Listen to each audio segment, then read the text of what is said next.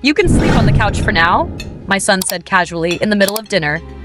No anger, no argument, just a statement, delivered the same way one might comment on the weather. I nodded once and continued chewing, even though the food had suddenly lost all taste. My daughter-in-law kept her eyes on her plate, slowly cutting her chicken into neat, careful pieces, as if this conversation had nothing to do with her. The clink of silverware against porcelain sounded unnaturally loud in the quiet dining room. I'm glad you're here. Stay with my story until the end, You can sleep and on let the me know couch which for city now. you're watching from. Sometimes it helps to know how far these quiet moments travel. The dining table was the same one my late husband and I had bought more than 20 years ago. Solid oak, still bearing faint scratches from when our son was little and liked to do his homework right where we ate. The overhead light cast a warm glow, the kind meant to make a house feel like home. Yet that night, it felt like I was sitting in someone else's dining room, as a guest who had overstayed her welcome. I was 70 years old, widowed for just over a year, and living in the house I had shared with my husband for most of my adult life. After his passing, my son suggested I move in with them, for a while. He said it would be easier, safer. Family should be together, he said. I believed him. At first, it was the small things. My favorite mug disappeared from the kitchen cabinet. The chair I always sat in was suddenly better placed in the corner. My bedroom became temporary storage for baby items they planned to buy someday. I told myself it was nothing. Families adjust. I adjusted my whole life. That evening, the couch was already made up when dinner ended. A thin blanket folded with precision. One pillow. The TV remote placed carefully on the coffee table, like a courtesy offered to a hotel guest. Not a word was said as I carried my plate to the sink and washed it by hand, even though the dishwasher was empty. My son cleared his throat. It's just for now, Mom, until we figure things out. I smiled, the way mothers do when they don't want to make things uncomfortable. Of course, I said, whatever works best. He relaxed instantly, as if a problem had been solved. My daughter-in-law stood up and announced she was tired. They disappeared down the hallway together, their voices low, their laughter brief and contained. The bedroom door closed softly behind them. I turned off the lights one by one, careful not to wake anyone, though no one had checked whether I was tired or cold or comfortable. The couch dipped slightly under my weight as I sat down. The blanket smelled faintly of laundry detergent, unfamiliar, not mine. I lay there staring at the ceiling fan, listening to the steady hum of the house settling for the night. This was not a fight. There had been no raised voices, no cruel words anyone could point to later and apologize for. Just a quiet reassignment of space, of importance. That was the night I understood something I had been avoiding for months. I was no longer the mother of the house. I was an arrangement. The house sounded different in the morning, not quieter, just emptier. I woke up before sunrise, the way I always had, my body still trained by decades of routine. The couch had left a dull ache in my lower back, but I sat up slowly and folded the blanket the way I was taught as a girl. Neat corners, no creases. I placed the pillow back where it had been, exactly as I found it. The kitchen light flicked on with a soft click. Everything was spotless, too spotless. My daughter-in-law liked surfaces clear, counters bare, no sign that anyone else had lived there before she arrived. I opened the refrigerator and stood there for a moment, scanning shelves that were no longer familiar. Almond milk instead of whole, pre-cut fruit in plastic containers, labels facing forward. I poured myself a cup of coffee and drank it standing up. The chair I once used was now pushed against the wall. I didn't pull it out. I leaned against the counter instead, watching the sky lighten through the window above the sink. The backyard looked the same, the old maple tree, the fence my husband repaired every spring. From the outside, nothing had changed. By 8 o'clock, I heard footsteps in the hallway. My son walked in, already dressed for work, tie slightly loose, phone in hand. He glanced at me and smiled, quick and distracted. "Morning, Mom?" "Morning," I said. He reached for a travel mug and filled it without asking. My daughter-in-law followed a moment later, hair perfectly brushed, moving straight to the cabinet for her vitamins. She didn't look at me, not out of anger, out of habit. "Did you sleep okay?" my son asked, already halfway out the door. "I slept," I said. He nodded, satisfied. "Good. We'll be late tonight." The door closed behind them. No instructions. No discussion. Just an announcement. I spent the morning tidying rooms that were no longer mine. I wiped surfaces already clean, folded laundry that wasn't mine to fold. Each task felt like a way to stay invisible, to prove I wasn't in the way. In the hallway, I paused outside the bedroom door that used to be mine. The door was closed now. I hadn't been inside since the night my suitcase was quietly moved to the garage to make space. I didn't open it. Instead, I went to the guest bathroom and looked at my reflection. The woman staring back at me looked older than 70. Not frail. Just faded. Like someone whose role had ended without notice. Around noon, I made myself soup and ate it alone, sitting on the edge of the couch. The television played a daytime talk show I didn't follow. I turned it off halfway through. Silence felt more honest. I thought about the weeks after my husband died. The way my son stood beside me at the funeral, arms stiff around my shoulders. The promises he made. You'll never be alone, Mom. We'll take care of you. He meant it, I think, just not in the way I understood. By late afternoon, the house felt like it was holding its breath. I gathered my knitting and sat by the window, watching cars pass, each one carrying someone with somewhere to be. When the sun dipped low, the chill crept in. I pulled the blanket tighter around my shoulders. That evening, they came home laughing. I heard the door open. Bags rustling, shoes kicked off. My daughter-in-law's voice floated down the hallway, light and animated. They were planning the weekend. A dinner. Friends coming over. She mentioned the guest room. Our guest room, she said. I stayed where I was. The couch had already been prepared again. Same blanket, same pillow. Dinner was quick. Polite. My son asked about my day. I said it was fine. My daughter-in-law checked her phone between bites. No one mentioned sleeping arrangements. When the dishes were done, my son turned to me and said, "Same setup tonight, Mom. Hope that's okay." I nodded.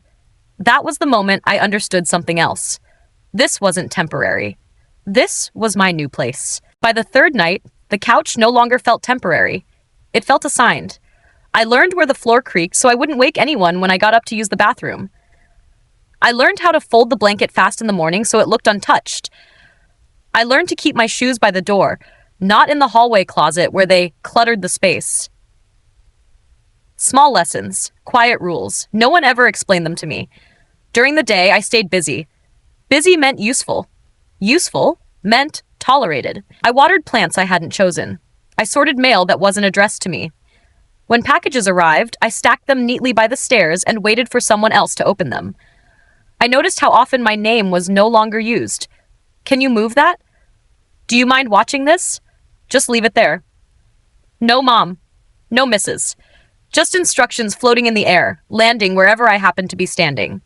One afternoon, I opened the hall closet to hang up my coat and found my things pushed to the back. Scarves crammed into a grocery bag, shoes stacked heel to toe. The front of the closet held neatly arranged jackets that weren't mine. I closed the door without changing anything. At dinner that night, my son talked about work. Numbers, deadlines, a promotion he might get if things went well. My daughter-in-law nodded at the right moments, occasionally adding a comment that made him smile. I chewed slowly, counting bites, listening more than eating. "You're quiet," my son said. "I'm listening," I replied. He seemed pleased with that answer. After dinner, my daughter-in-law wiped the table and said, "We'll need the living room tomorrow. I'm having someone over." I looked at the couch. "Oh, don't worry," she added quickly. "You can still use it later. Still use it, as if it were a privilege." That night, I dreamed of my old bedroom, the one with the window that caught the morning light just right. I woke before dawn with the ache still in my chest, reaching for a nightstand that wasn't there. In the morning, I found a small basket placed beside the couch. Inside were my medications, my reading glasses, and a folded note in my daughter-in-law's handwriting. So everything is in one place. I read it twice. Then I placed the note back inside the basket and slid it under the end table. Later that day, I overheard a phone call. My daughter-in-law was in the kitchen, her voice low but not careful enough. "It's fine," she said. "She's adjusting. She's low maintenance." I stood very still in the hallway. Low maintenance. Like an appliance that still worked but wasn't worth replacing. That afternoon, I went through my purse and found the spare house key my husband had given me years ago. I turned it over in my palm, the metal worn smooth. For a moment, I wondered if it still opened the front door, or if the locks had already been changed. At dinner, my son asked if I needed anything. No, I said, and I meant it differently than before. That night, as I lay on the couch staring at the ceiling, I realized something important. Nothing about this arrangement required my agreement. It only required my silence. And for the first time since my husband died, I stopped confusing patience with belonging. On the fourth day, I stopped waking up confused. I woke up knowing exactly where I was. The couch had become familiar in ways I didn't like. I knew which spring pressed into my hip and which cushion sagged near the edge. I knew how early I had to rise to avoid being in the way when the house started moving. That morning, I overheard my daughter-in-law on the phone while I stood at the sink washing my cup. "She's fine," she said. "Honestly, she barely needs anything. It's not like she complains." I dried the cup carefully and put it back in the cabinet, even though it wasn't mine. Later, I found a stack of mail on the counter. Most of it wasn't addressed to me anymore. Utility bills in my son's name. Credit card offers with my daughter-in-law's initials printed neatly beneath the address. My name appeared only once, handwritten on an envelope from the pharmacy. I placed it at the bottom of the pile. That afternoon, I tried to sit in the living room chair instead of the couch. It was closer to the window and caught the afternoon light. I had barely settled when my daughter-in-law walked in and paused. "Oh," she said, "I usually sit there." I stood up without a word and moved back to the couch. She smiled, relieved, and picked up her phone. At dinner, my son mentioned they were thinking about remodeling. "We might open up the living room," he said. "Make it feel less crowded." He didn't look at me when he said it. "That sounds nice," I replied. After dinner, he asked if I could keep an eye on a package arriving the next day. "Just make sure it doesn't get stolen," he said. I nodded. That night, I dreamed of my husband again. He was standing in the doorway of our old bedroom, the one with the blue curtains I had chosen. He didn't say anything. He just looked tired. When I reached for him, I woke up. In the morning, I noticed my suitcase was gone from the garage. I searched quietly, opening closets, checking behind storage boxes. Finally, I found it in the basement, tucked behind old holiday decorations, empty. My clothes were folded into a single dresser drawer upstairs. One drawer. Neat. Efficient. I closed it slowly. Around midday, a neighbor stopped by to drop off a misdelivered package. She smiled warmly when she saw me. "Oh, you're staying with them now?" she asked. "Yes," I said. "How nice," she replied. "It must be comforting." I smiled until she left. That evening, my daughter-in-law set a small sign on the refrigerator. A weekly schedule. Meals, appointments, cleaning days. My name appeared once, written smaller than the rest. "Light chores," it said. I studied it longer than necessary. Dinner was quiet. Afterward, my son mentioned they might host guests over the weekend. "We'll need the living room clear," he said. "You understand?" "Of course," I replied. He hesitated, then added, "We appreciate how flexible you've been, Mom." Flexible. That word stayed with me as I lay down on the couch later, staring at the ceiling fan turning slowly above me. Flexible things bend. They adjust. They make space. And sometimes, if bent too long, they don't return to their original shape. I folded my hands over my chest and stared into the dim light, realizing that no one had asked me how long I planned to stay. They had already decided. By the end of the first week, my presence had been fully absorbed into the background of the house. I was there, but no longer counted. Saturday morning came with noise. Doors opening and closing. Laughter. The smell of coffee stronger than usual. Guests were coming. I knew because my daughter-in-law said it while passing me in the hallway, not stopping. "Just a heads up, we'll have people over today." I nodded and stepped aside so she could get by. I spent the morning making myself scarce. I folded the blanket early and placed it exactly where it belonged. I moved my knitting and books into the small basket by the end table. I stayed out of the kitchen once the chopping started, even though cooking used to be my place. By noon, cars lined the street. Voices filled the house. Shoes crowded the entryway. I recognized no one. "Mom," my son said quickly as he passed me, "maybe just relax in your room today." I looked at him. "The living room will be busy," he added, already turning away. I went to the couch. People sat where I slept. Drinks rested on the coffee table where my glasses sat each night. Someone laughed loudly and leaned back, stretching across the cushions. I stood by the doorway, unnoticed. Eventually, I retreated to the hallway chair, the one near the bathroom. I sat there quietly while conversations floated past me. No one asked who I was. No one introduced me. I was simply there. At one point, I heard my daughter-in-law speaking to a guest. "Yes, that's my husband's mom," she said, lowering her voice slightly. "She's staying with us for now." For now. That phrase again. Lunch was ordered in. Bags were passed around. Someone asked if everyone had eaten. Plates were counted. No one looked at me. I made myself a sandwich later, standing at the counter, chewing slowly while the laughter continued behind me. I wasn't hungry. I ate anyway. In the afternoon, I slipped outside onto the back porch. The air was cool, quiet.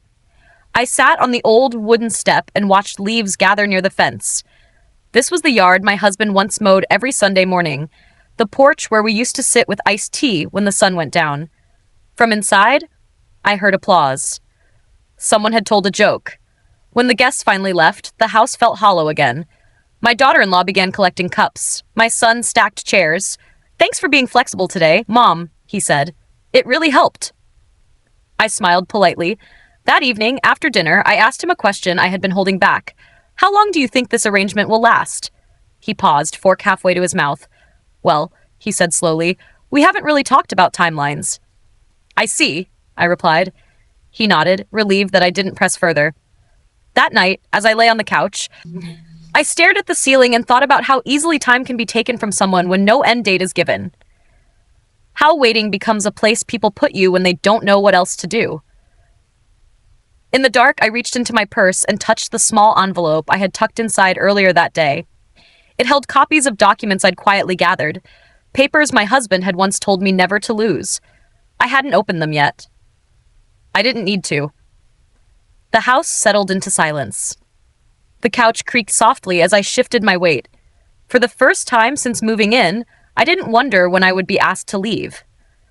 I wondered when I would choose to stop waiting. On Monday morning, the house returned to its usual rhythm. Quiet, efficient, controlled. I woke before anyone else and folded the blanket for the 6th time since sleeping on that couch. My hands moved automatically now. No hesitation, no resentment visible on the surface, just routine. In the kitchen, I noticed a new folder on the counter. My daughter-in-law's handwriting was on the tab. Budget. I didn't open it. I didn't need to. I already knew what it meant. Later that morning, I walked to the mailbox alone. The air was crisp, the kind that makes you breathe deeper without thinking. Inside the box were 2 envelopes addressed to me. My name, fully printed, not scribbled, not added as an afterthought. I held them longer than necessary before bringing them inside. One was from the bank, the other from a law office I hadn't heard from in years. I placed them in my purse and said nothing. When my son came home for lunch, he stood at the counter scrolling on his phone while I heated soup. "You don't have to make anything for me," he said. "We're trying to be more efficient during the week." "I know," I replied. He glanced up briefly. "You okay, Mom?" "I'm fine." He accepted that answer easily. That afternoon, I went through my purse carefully. Old receipts, photos, the spare key, and the documents I had copied days earlier. I spread them out on the couch while the house was empty.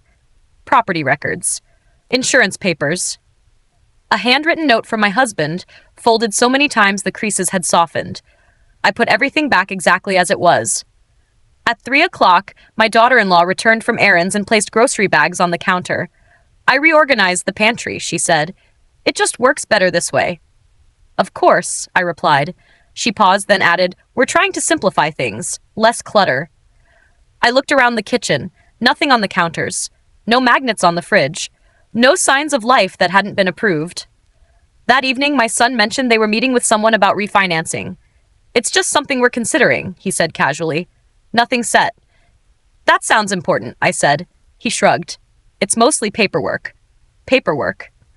After dinner, I washed my bowl and dried it myself. As I turned to put it away, I noticed my dishes were now stacked separately on the lowest shelf. 3 plates, 1 bowl, a mug. I closed the cabinet. Later, as I sat on the couch, my daughter-in-law walked past and glanced at the end table. "You can keep your things more contained," she said lightly. It helps the space feel calmer. I gathered my glasses, my book, and my knitting into the basket without comment. That night, sleep didn't come easily. Not because of the couch, because of clarity.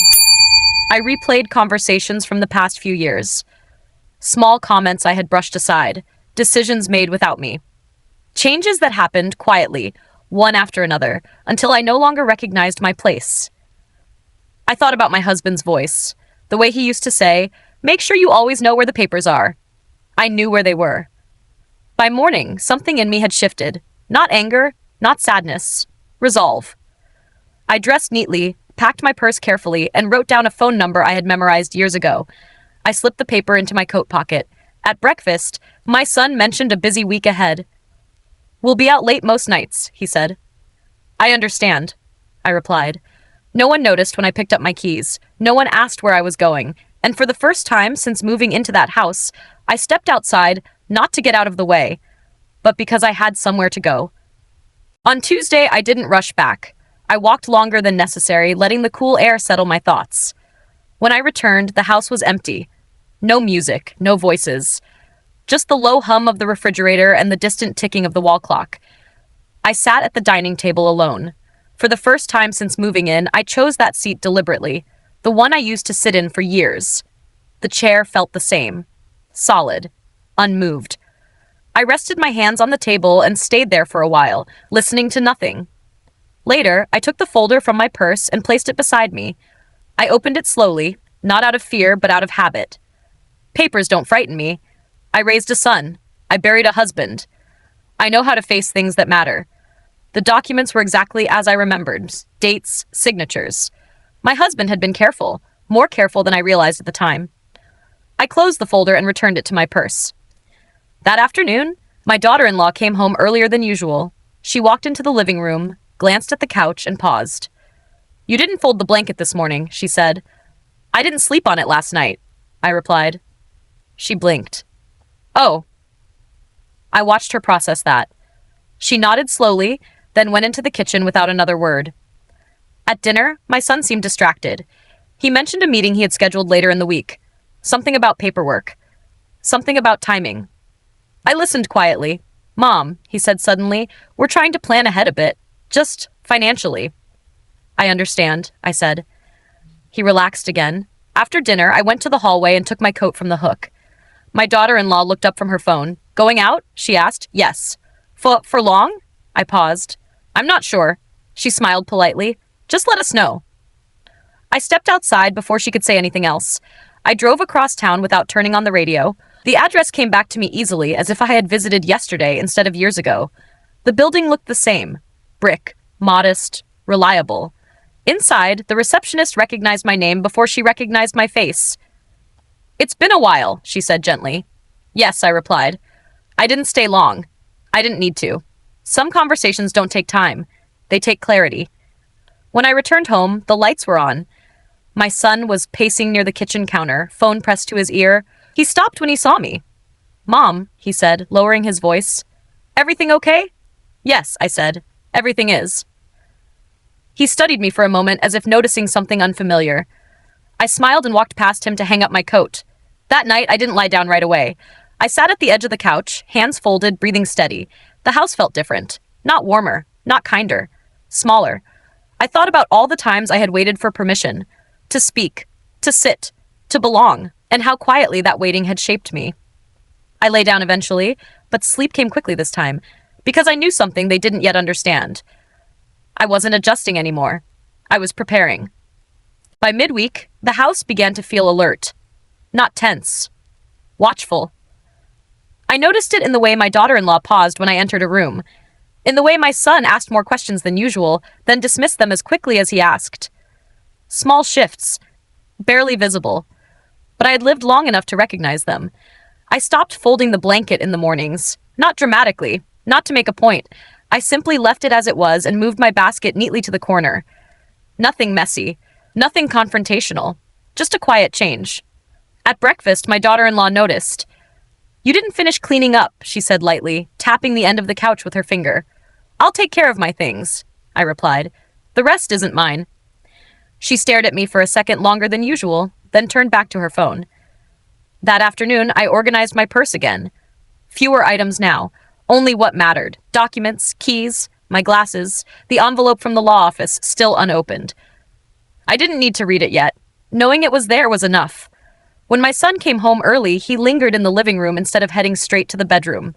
"You've been out a lot," he said. "Yes," I replied. "Everything okay?" "Yes." He nodded, but his eyes stayed on me, waiting. I gave him nothing. Dinner that night was quieter than usual. No talk of work, no plans for the weekend. My daughter-in-law ate quickly and cleared her plate first. "We're thinking of rearranging some things," she said, "just to make better use of space." I looked up. "I'm sure you'll decide what works best." She smiled tightly. "We usually do." After dinner, my son asked if I had plans for the next few days. "Not yet," I said. He hesitated.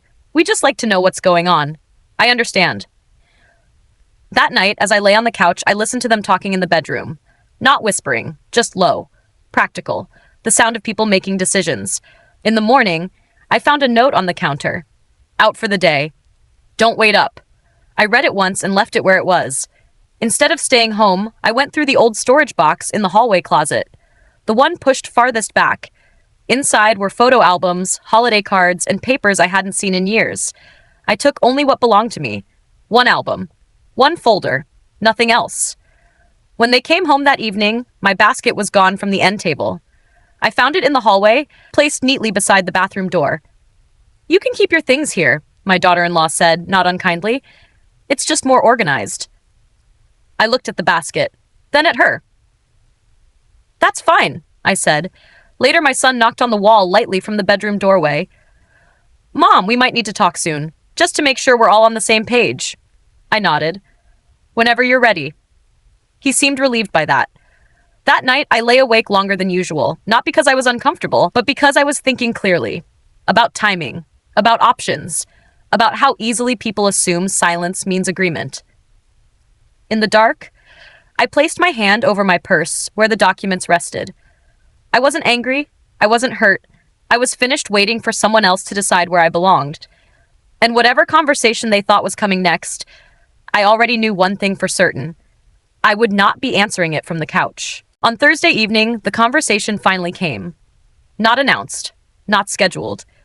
It arrived the way most decisions in that house did, quietly, as if it had always been planned. My son stood near the kitchen counter while I sat at the dining table. My daughter-in-law leaned against the doorway, arms crossed, phone in her hand. No one invited me to sit. I was already seated. "We've been talking," my son began, "about the future." I nodded once. "We think it might be best to start setting some expectations," my daughter-in-law added. Her voice was calm, measured, reasonable. "Expectations," I repeated. "Yes," she said, "just so everyone's comfortable." My son cleared his throat. "This house is getting smaller, Mom. With work, with plans, things change." "I understand," I said. They exchanged a glance. "We don't want you to feel displaced," he continued, "but we also need balance." "Of course," I replied. My daughter-in-law stepped forward slightly. "We've been looking into options, assisted living, or maybe a short-term rental nearby. Somewhere you could have your own space." I looked at her. "Have you?" "Yes," she said. "It's just a thought. No pressure."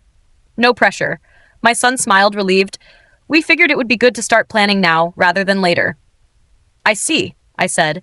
There was a pause. They were waiting for something. Gratitude. Agreement. Resistance. I gave them neither.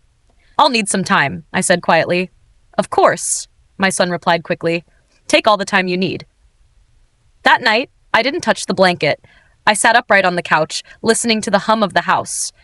Their words replayed in my mind, not as a threat, but as confirmation. The next morning, I woke early and dressed carefully. Not out of habit, out of intention. I left the house before anyone else stirred.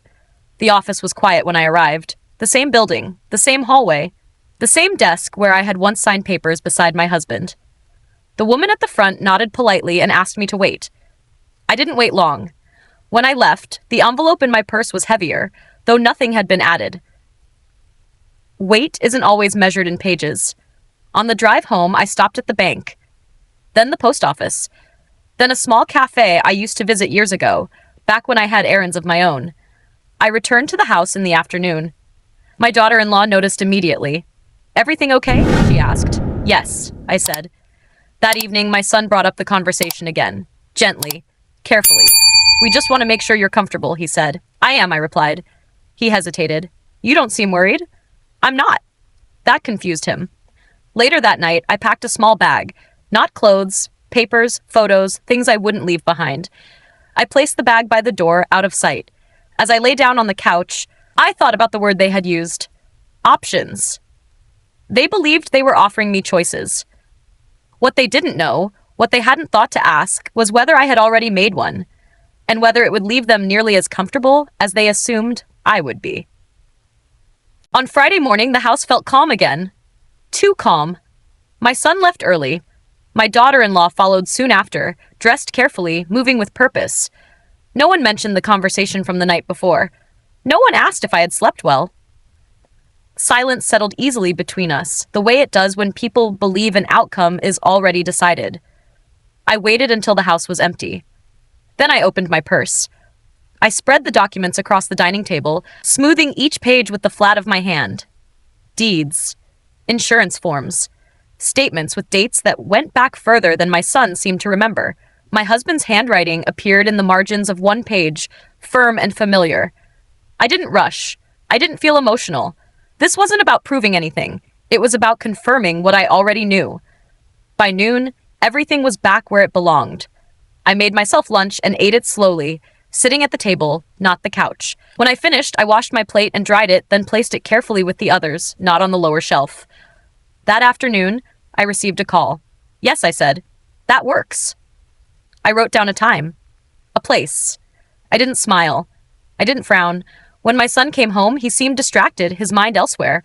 He mentioned traffic, a long day, plans for the weekend. My daughter-in-law arrived shortly after, bags in hand, already talking about errands. At dinner, they were unusually pleasant. We were thinking, my son said, maybe we could look at places tomorrow, just to get an idea. That won't be necessary, I replied. They both paused. I've already taken care of it, I added. My daughter-in-law tilted her head. Taken care of what? My arrangements. My son frowned slightly. You mean assisted living? No, I said. Silence stretched across the table. I won't be moving into a facility, I continued calmly, and I won't be renting nearby. They exchanged another glance. Well, my son said carefully, we just want to make sure you're not making any sudden decisions. I'm not, I replied. This one was a long time coming. My daughter-in-law smiled thinly. As long as everything is clear. It is, I said. That night, I packed my bag properly. Not in secret, not hurried. I folded clothes I hadn't worn since arriving. I placed my documents inside a separate folder. I left behind what didn't belong to me. I didn't touch the couch. I slept sitting upright, fully dressed, my coat folded neatly beside me. In the morning, I woke before anyone else. I made coffee and poured myself a cup. The house was quiet, as it always was at that hour. When my son came into the kitchen, he looked surprised to see me standing. You're up early, he said. So are you, I replied. He hesitated. About yesterday. It's settled, I said gently. My daughter-in-law appeared in the doorway. Everything okay? Yes, I answered. They both looked at me, uncertain now, the balance shifting just enough to be felt. I picked up my bag and walked toward the door. I'll be back later, I said. There are a few things we need to finalize. My son nodded slowly. Neither of them asked where I was going. And for the first time since moving into that house, I didn't feel like I was leaving my place behind. I felt like I was stepping back into it. I returned in the late afternoon. The house was quiet, but not empty. I could hear movement upstairs. Drawers opening, footsteps, the sound of someone reorganizing things that didn't belong to them. My daughter-in-law appeared at the top of the stairs when she heard the door close. You're back, she said. Yes. She descended slowly, watching the bag in my hand. We were wondering. I said I would be, I replied. My son came out of the bedroom next. His expression was careful, the way it gets when he's trying to manage a situation without upsetting anyone. Mom, he said. About this morning? There's something we need to talk about, I said, interrupting him gently. They both froze, just for a moment. We sat at the dining table, all three of us, the same table where he had once done his homework, the same place where I had been told to sleep on the couch.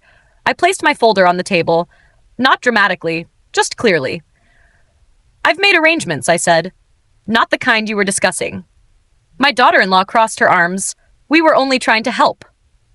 I know, I replied. My son leaned forward. So what does this mean? It means, I said slowly, that I won't be staying here. Relief flickered across my daughter-in-law's face before she could stop it. But, I continued, it also means some things need to be clarified. My son's brow furrowed. Clarified how? I opened the folder and slid one document toward him. Then another. He didn't touch them at first. He just stared. What is this? He asked. Read, I said. He did. His face changed as he moved through the pages. Confusion first, then concern. My daughter-in-law leaned over his shoulder, her lips pressed together as she read. These are old, she said finally. They're current, I replied, and valid. The room was very still. You told us the house was in your name, my son said quietly. It was, I answered, and then your father made changes, with me. My daughter-in-law straightened. Why are we only hearing about this now? Because no one asked, I said. My son looked up at me.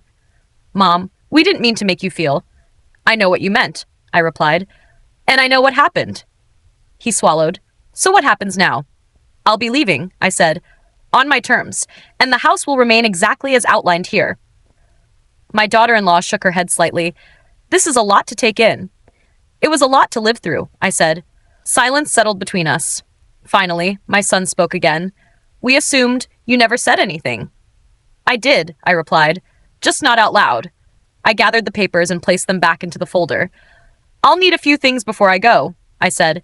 They're already listed. My daughter-in-law nodded stiffly. Of course. That night, I didn't sit on the couch. I sat at the dining table, reviewing my list, crossing off items calmly. No one told me to move. No one asked me to make space. When I finally stood up, my son watched me quietly. Mom, he said, I didn't realize. I know, I replied. I went to bed that night with my bag packed, my plans set, and my place no longer in question. The couch remained empty, and for the first time since arriving, so did the assumptions they had made about me. I left early the next morning. Not quietly, not secretly, just early enough that the house was still half asleep, suspended between night and day. The kind of hour where things feel honest. My bag waited by the door, exactly where I had placed it the night before. I put on my coat, slipped my keys into my pocket, and stood for a moment in the entryway. The house was still. The couch untouched. The blanket folded where I had left it for the last time. I walked past it without looking back. In the kitchen, I poured myself one final cup of coffee. I drank it slowly, standing by the counter. No rush. No bitterness. Just closure. I rinsed the mug and placed it carefully in the cabinet, not on the lower shelf. When I opened the front door, the cool air greeted me like an old friend. My son's car was already gone. My daughter-in-law's followed soon after. They hadn't heard me leave. Or maybe they had, and chose not to come out. Either way, it didn't matter. I locked the door behind me. The drive was short. Familiar streets, familiar turns. I parked, stepped out, and stood for a moment before entering. The building wasn't grand. It didn't need to be. It was mine to choose. Inside, everything was ready. That afternoon, I unpacked only what I needed. A few clothes, my documents, one photo of my husband, younger than I remembered him, smiling the way he always did when he thought everything was handled. I placed the photo on the dresser and sat on the edge of the bed. That night, I slept in a real bed. No springs pressing into my back. No ceiling fan overhead reminding me I was somewhere temporary.